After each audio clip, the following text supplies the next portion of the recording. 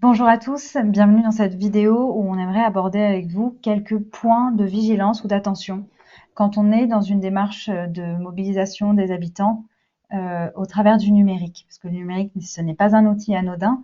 Et donc, du coup, toi, tu retiendrais quoi quand il s'agit de mettre ça en place? Mmh.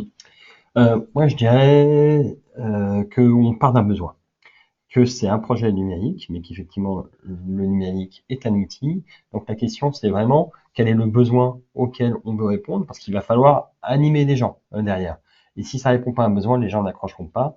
Et c'est pas parce que c'est numérique que les gens iront sur le site. Il y a déjà tellement de sites, etc. en ligne.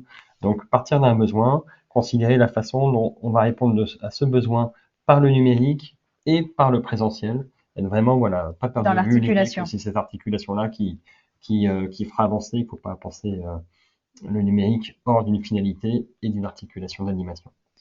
Je dirais aussi, bah, du coup, de s'appuyer sur des petites communautés. Finalement, le CLAC, c'était une trentaine de personnes en présentiel au départ, et puis après, les briques numériques et présentielles ont permis la montée en puissance jusqu'à atteindre 800 personnes.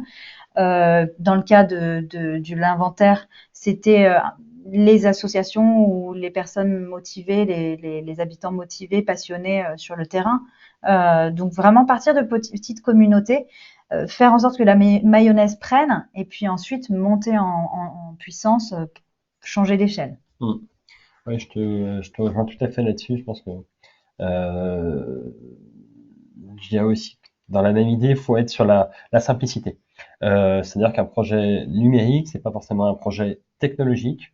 Il faut aller sur des choses simples pour des groupes simples, tournés vers l'action. Je veux dire, bien souvent, il y a des sites qui proposent beaucoup de choses et finalement, les gens s'y perdent. Donc, il vaut mieux effectivement avoir des propositions d'action simples, bien ciblées, avoir quelques outils qui peuvent être une liste de diffusion, un outil de cartographie, enfin des choses. Voilà, on n'a pas forcément besoin de beaucoup pour être efficace sur un projet numérique. Au contraire, avant tout, il faut de la clarté et de la simplicité.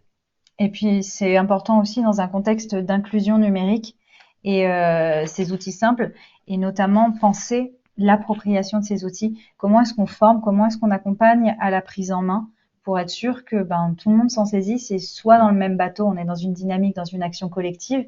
Donc, il y a peut-être des fois où on va devoir compenser ou différencier ou réfléchir à si certains ne veulent pas utiliser le numérique, Hmm. comment on fait en sorte qu'ils soient aussi quand même dans la dynamique de mobilisation sociale existante. Hmm. Ah ouais, c'est super. C'est dur là de choisir parce qu'on s'était dit qu'on donnait 3 points. C'est dur de faire un choix, mais je pense qu'effectivement, si je devais donner un troisième conseil, je garderais cette idée d'avoir conscience du fait que la construction du projet, ça va être un projet dans le projet. C'est-à-dire que réfléchir, impliquer, quelque part faire de la place à sa communauté. Les gens, quand vous allez sur une dynamique d'animation locale, euh, questionner les utilisateurs, leur donner une place dans la construction du projet, rassembler l'ensemble des parties prenantes. Enfin, voilà, c'est aussi la vertu d'un projet numérique que d'être un projet tout simplement. Et donc, rassembler les gens autour de la table, c'est créer des nouveaux liens qui vont permettre éventuellement de faire avancer, non seulement de réussir, de garantir, d'améliorer les chances de réussite de ce projet-là, mais peut-être d'en faire naître d'autres pour faire vivre le territoire. Et puis moi, je dirais de peut-être penser cette démarche-là comme dans une logique d'innovation sociale. Et là, je renvoie aux travaux de ma collègue Mylène Tout. L'innovation sociale, c'est l'idée d'apporter un changement positif qui soit individuel ou collectif et qui peut entraîner un changement de normes sociales. Hein, ça prouve qu'il a été adopté. Et donc là, c'est une démarche où on est quand même dans l'expérimentation, dans une logique d'amélioration continue, dans une euh, recherche pour favoriser l'adoption d'un nouvel outil ou d'une nouvelle méthode, ce qui est le cas ici du numérique.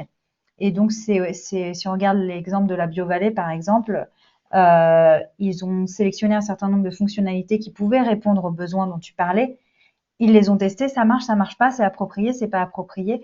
On fait le point, on fait le bilan, qu'est-ce qui montre que c'est approprié. Donc, cette démarche d'innovation sociale me semble être intéressante pour ce genre de projet-là et ces questions de mobilisation. Voilà. Je pense que c'est tout ce que nous avions à vous dire sur ces questions de facteurs de réussite. Il y a aussi un schéma qui se trouve sous la vidéo et qui vous permet d'aller un petit peu plus loin. C'est l'avant-dernière vidéo. Il y a une petite fin un petit peu décalée. Séquence bonus. Voilà, exactement. On vous remercie beaucoup pour votre attention et pour votre écoute et on vous souhaite une très bonne journée.